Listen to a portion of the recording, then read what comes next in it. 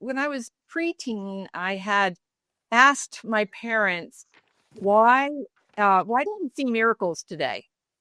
And because I'm like looking around and I'm seeing the world back then in the 60s and early 70s being a real mess, and compared to today, boy, different. It's a lot easier.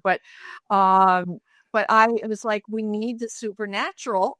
And in Sunday school, I learned all about, these stories in the Bible where God did something supernatural, healed, or, you know, uh, parted the water, walked on water, all kinds of cool stuff. And my parents' response, their answer to me was, "Well, we don't have miracles today because that was just to get the church started."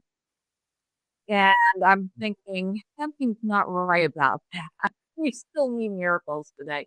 So I went off looking on my own for the supernatural, and the place where I found it was the occult, and that's what really messed up my life.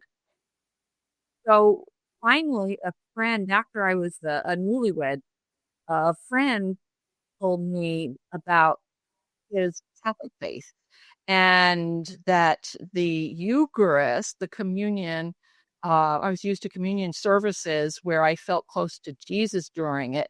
But he said that there was a miracle that happened every time we celebrate Mass, that a piece of bread and a piece, a cup of wine turned supernaturally into God Himself. And it was deeper and more tangible than what I had grown up with in understanding what communion was. And the idea of a miracle happening every time you go to church, was just that's what got me really interested in the Catholic Church. And so my husband was an ex-Catholic.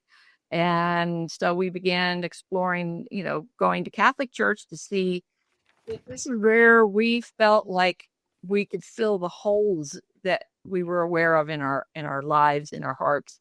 And and in no time at all, I was wanting to become Catholic because there was God right in front of me.